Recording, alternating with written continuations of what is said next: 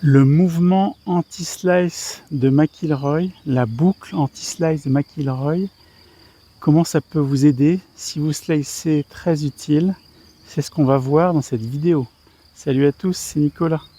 Je suis pro de golf depuis 1994 et sur cette chaîne, je vous partage toute mon expérience pour vous aider à progresser au maximum. Si vous aimez mon contenu, partagez, likez, commentez.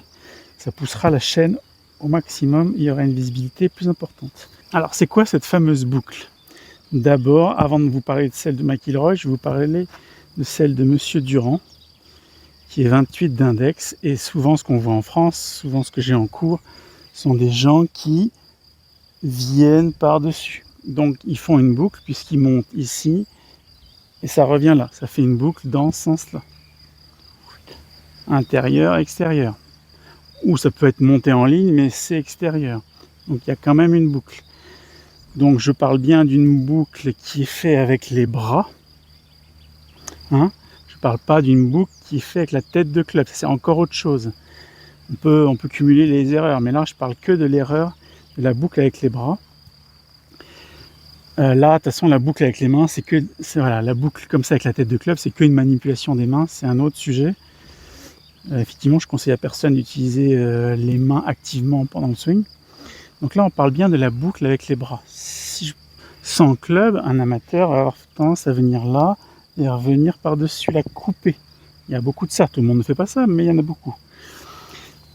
Et donc, la boucle McIlroy, c'est l'inverse. C'est-à-dire que lui, on voit bien qu'il monte là et il fait une très légère boucle dans ce sens-là. C'est-à-dire plutôt vers là-bas. Pas la boucle vers devant, plutôt la boucle vers l'arrière. Donc, monter les bras plus ou moins en face du corps. Et en fait, au moment où le mouvement repart, finalement, les bras viennent presque un tout petit peu à l'intérieur, presque un peu derrière lui. Et là, il est en position pour accélérer à fond. Si vous êtes la boucle dans l'autre sens, si vous accélérez à fond, vous ratez complètement la balle. D'ici, avec une légère boucle intérieure, là, il peut dérouler à fond. Il a les bras près de lui, connectés au corps, donc il va pouvoir dérouler en plus avec le corps. Je vous rappelle que d'ici, vous avez les bras qui s'éloignent du corps, le poids qui passe sur l'avant, vous êtes obligé de tirer. Donc aile de poulet, etc. Et cette boucle, qu'est-ce que ça donne? Cette boucle, ça donne un effet de droite à gauche. Alors, c'est pas non plus énorme. Si vous regardez McIlroy en vrai, vous verrez qu'il fait des balles quand même droites. Mais de temps en temps, il y a un peu de draw. C'est quand même un joueur de draw, on va dire. Je pense que le jour où il est en forme, il fait des balles très droites. Et puis quand il est un peu moins en forme, je pense que ça fait un peu plus de draw. Je pense pas qu'il essaye de faire du draw naturellement. Enfin, je veux dire pas volontairement. Mais forcément, avec un mouvement comme ça qui vient légèrement de l'intérieur, c'est assez naturel.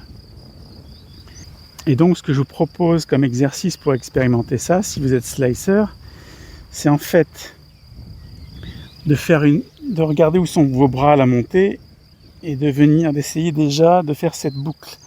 Alors, peut-être qu'on peut commencer déjà, vous pouvez commencer à vous entraîner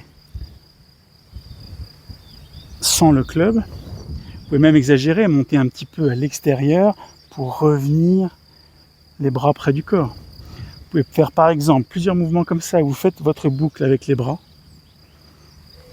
Voilà. Vous pouvez exagérer un peu, vous n'allez pas mourir si vous exagérez. De toute façon, vous êtes tellement par-dessus pour certains qu'il y a de la marge. Donc voilà, vous faites votre boucle avec les bras, 7 ou 8. Ensuite, vous faites votre boucle avec le club, là. Quand vous avez le club dans les mains, pensez bien que c'est toujours avec les bras qu'on fait la boucle. On n'est pas en train de faire ça, là. C'est pas une boucle avec la tête de club, c'est une boucle avec les bras. Et en fait, une grande question, d'où vient cette boucle? Pourquoi est-ce qu'elle a lieu? C'est pas un truc que les gens travaillent, que les bons joueurs travaillent volontairement. C'est simplement, quand ils sont là, en fait, ils engagent leurs épaules, non pas sur un plan horizontal, mais sur un plan proche de la verticale. Donc je vous remontre, là, si je déroule mes épaules proches de la verticale, j'ai mon club et mes mains, mes bras qui descendent légèrement. Là. C'est d'ailleurs quelque chose que je fais pas bien moi-même, hein. Mon défaut en ce moment, c'est de revenir un tout petit peu, d'avoir les mains qui font un tout petit peu comme ça, tout petit peu devant, au lieu de venir un tout petit peu là. Un bon exercice pour ça, c'est qu'une fois que vous êtes là-haut, première chose, c'est de reposer le talon.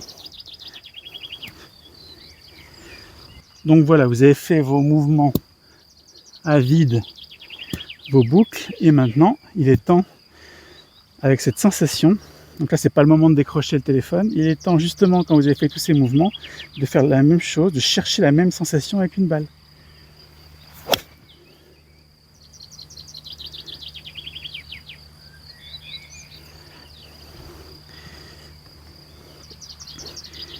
Allez, je réessaye. Vous pouvez exagérer en montant un peu extérieur pour venir chercher cette boucle.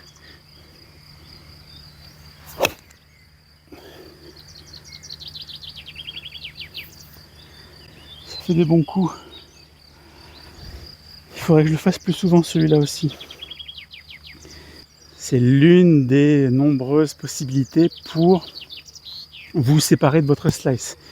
J'en profite pour dire que ça y est, j'ai sorti ma formation en finir avec le slice.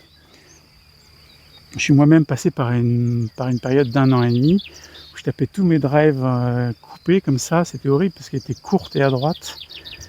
C'était vraiment pas drôle. Et je m'en suis sorti avec plusieurs des exercices qui sont dans ma formation. D'ailleurs, j'ai mis le lien en description sous la vidéo. Voilà, j'espère que ça vous tentera. Je pense que c'est intéressant de comprendre. Vous verrez le swing de McIlroy, cette mini boucle qu'il fait. Et j'espère que ça vous amusera d'essayer. Voilà, vous pouvez vous exagérer un petit peu au début et après garder la sensation. Et si vous êtes un slicer, ça peut déjà vous faire du bien. A bientôt pour une prochaine vidéo. Salut.